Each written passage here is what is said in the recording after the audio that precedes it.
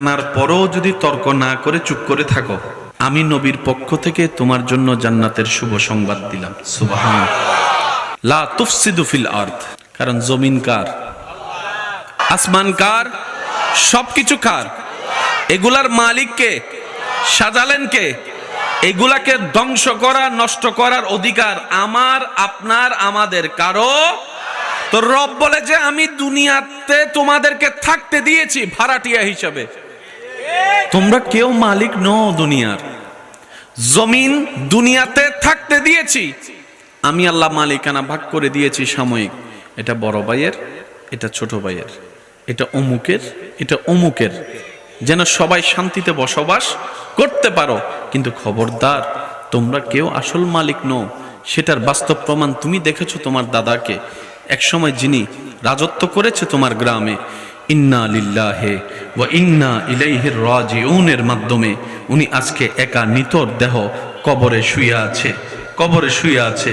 নিস্তব্ধতা চতুর্দিকে, যার এক ডাকে পুরা গ্রাম মহল্লা থরথর করে কাঁপতো, আজকে সেই ব্যক্তি নীরব হয়ে শুয়ে আছে।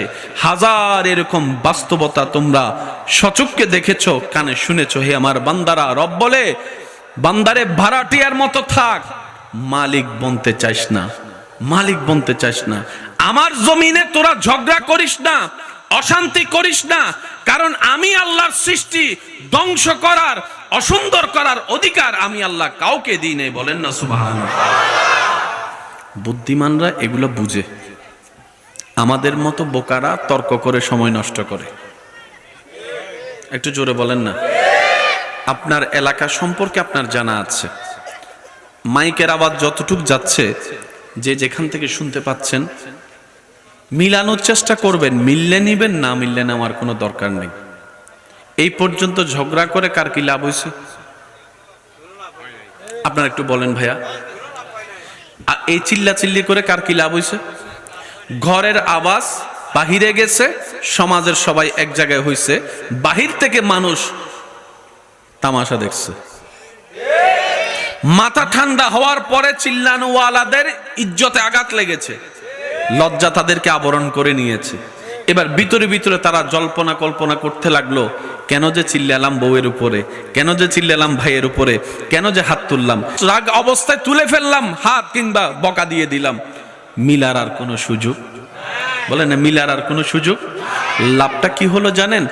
এক পরিবারের 5 সন্তান একটা ঘরে যেখানে থাকতো, আজকে 5 সন্তান ঘর আলাদা করতে না পেরেও অভাবের কারণে কিংবা সচ্ছলতার অভাবের কারণে তারা রুমটা আলাদা করে নিয়েছে। একজনের বিয়েতে একজন যাচ্ছে না, একজনের অনুষ্ঠানে আরেকজন যাচ্ছে না। এবার আপনারা একটু ভেবে বলুন, একটা অনুষ্ঠান আয়োজন হলে যদি আত্মীয় স্বজন মেহমান না আসে, না থাকে, দেখতে কি সুন্দর লাগে? লাইটে সুন্দর করে না, প্যান্ডেলে সুন্দর করে না, আয়োজনে সুন্দর করে না। যখন রক্তের মানুষগুলো আসবে, নিকট আত্মীয়রা আসবে, গ্রামবাসীরা আসবে, যখন সব মানুষের উপস্থিতি হবে, তখন দেখবেন একটা অন্ধকার গড় আলোর মতো লাগবে আওয়াজের কারণে। বলেন না সুবহানাল্লাহ। ইসলাম এই জায়গায় কাজ করে, ইসলাম এই শান্তির জায়গায় কাজ করে।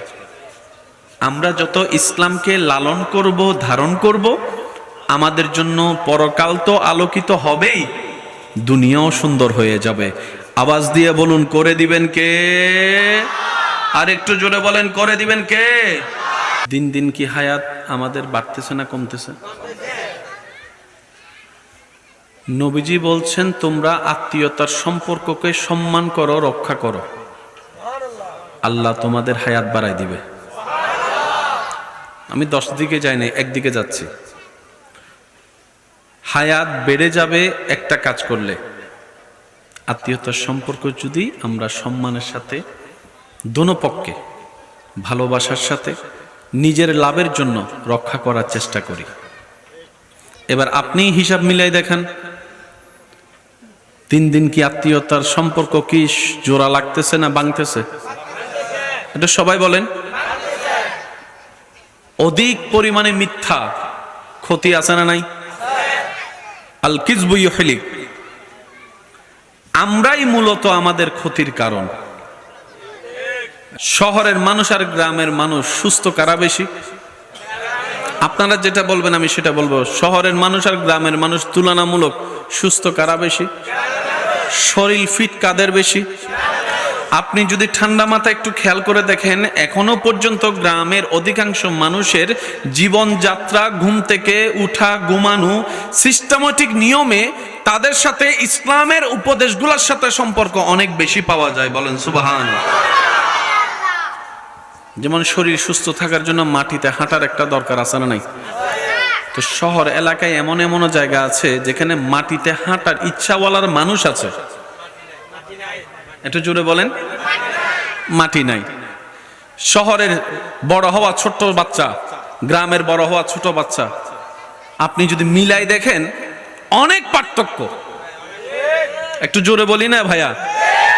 जग में जब आए मोहम्मद इस्लाम जिंदा हो गए, जग में जब आए मोहम्मद इस्लाम जिंदा,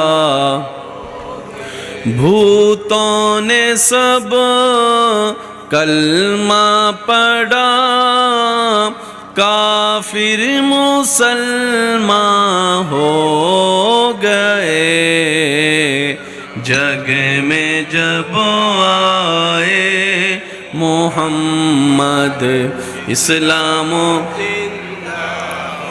क्या तारीफ बयां करूं मैं प्यारे नबी की शान में, जिसने उन्हें पैदा किया खुद वो शैदा हो गए, जग में जब आए मोहम्मद इस्लाम जिंदा हो गए। अल्लाहुम्मा सल्ले अला सय्यदिना मौलाना मुहम्मद वाला सय्यदिना मौलाना। ইবে আই সুন্দর আওয়াজই বেদি দরুদ পর্যন্ত উন্নি সাইগো সিডিংগে আওয়াজে দরুদ শরীফ ফরন চাই। আল্লাহুম্মা সাল্লি আলা